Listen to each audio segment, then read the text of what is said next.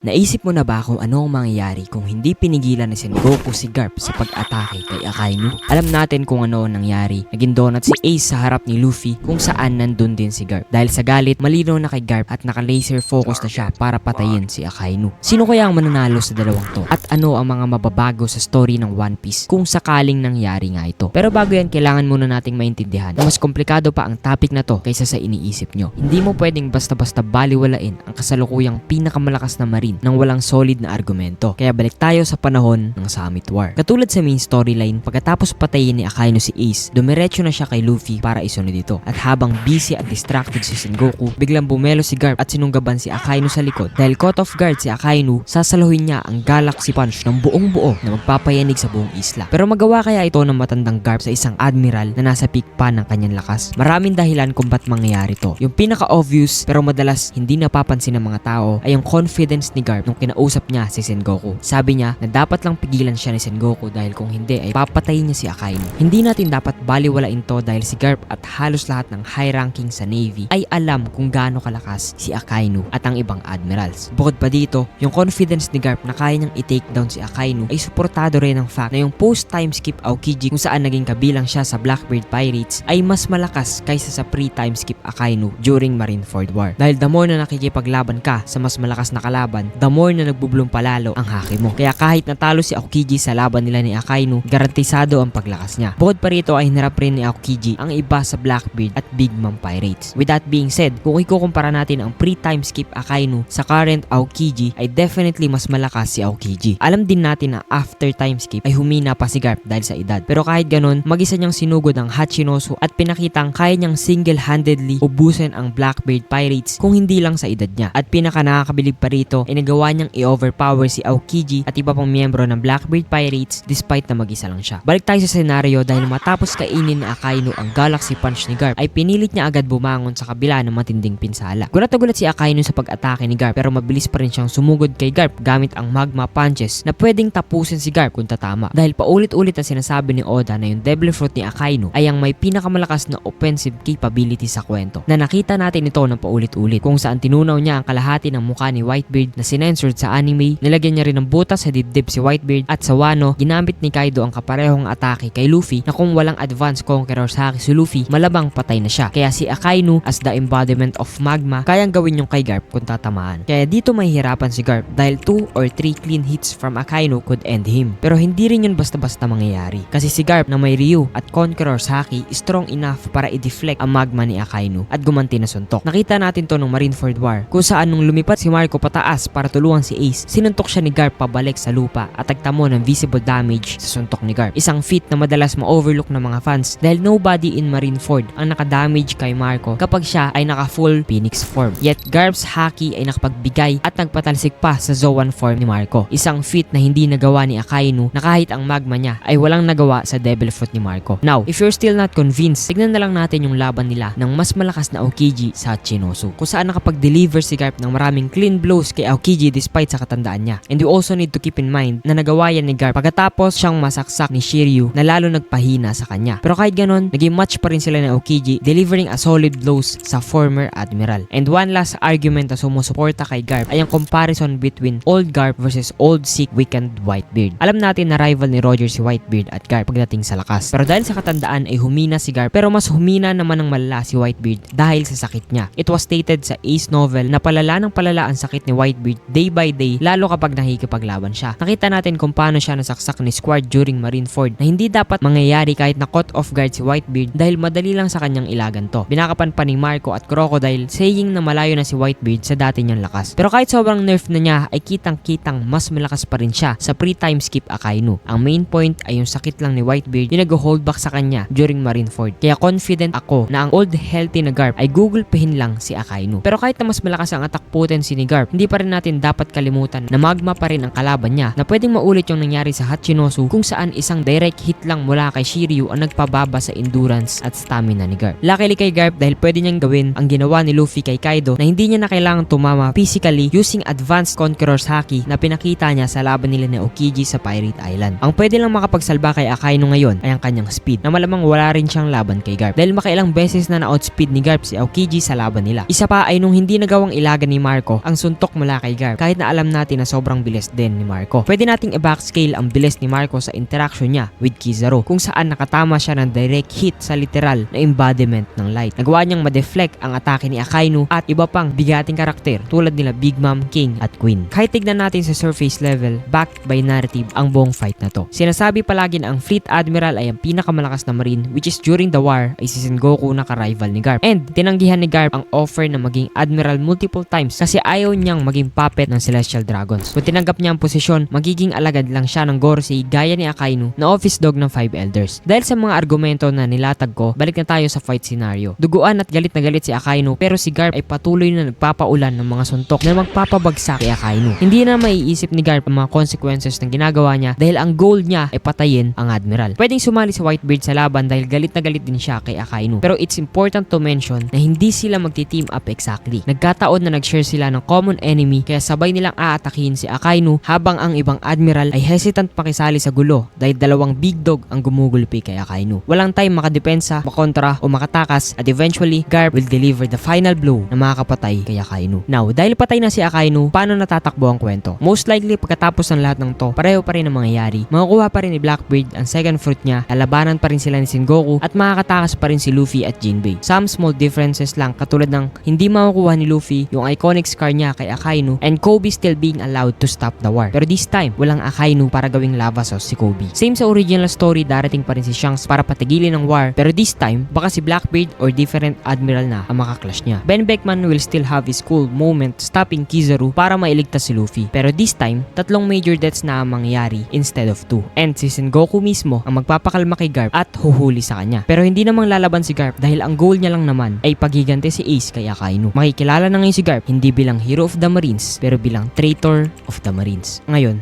ano na ang mangyayari kay Garp pagkatapos nito? Pinaka-realistic na gagawin kay Garp ay public execute siya. Alam ko iniisip mo na isang public execution para kay Garp ay hindi best idea para sa world government kasi gaya ng nakita natin dati, hindi nila magalaw si Garp sa pwesto dahil masisira ang reputasyon nila kung hindi nila marerespeto ang taong literal na tinatawag na Hero of the Marines. Kung iniisip mo na ang mga average citizens ay magto-turn against the world government dahil i-execute nila si Garp, well, tama ka. Pero after masaksihan ng mundo ang pagpatay ni Garp sa isang admiral, wala nang rason ang world government para buhayin pa si Garp. Dagdag pa rito na walang kaalam-alam ang new era kung bakit tinatawag na hero si Garp. Deleted sa history ang God Valley incident kaya karamihan ay titignan siya bilang traidor at hindi bilang bayani. Alam din natin na palaging nag-iimbento, nag-overreact ang balita sa mundo ng One Piece. So the media will make him look worse. This will be a warning sa lahat ng Marines na wag tularan si Garp. Mamamatay siya katulad ni Roger, ang pinagkaiba lang ay wala siyang cool speech. Magiging similar pa rin ang ending sa main timeline ng kwento pero may mga major changes. Katulad ng dahil patay na si Akainu, ang pinaka-fit maging Fleet Admiral ay si Aokiji. Dahil dyan ay hindi na magiging pirata si Aokiji and most likely mamamatay si Smoker sa kamay ni Doflamingo dahil wala na si Aokiji para iligtas siya. Pero ang pinaka-maapektuhan sa mga pagbabagong ito ay si Luffy dahil hindi lang si Ace kundi pati na rin si Garp ay namatay sa ng parehong war kung saan present din si Luffy at wala siyang nagawa. Realistically, si Oda lang ang makakapagsabi kung ano nga ba ang mangyayari kung sakaling maglaban nga sila Garp at Akainu. Pero kung nagustuhan mo tong video na to, mag-iwan ka na ng like dahil malaking tulong na yan sa ating channel.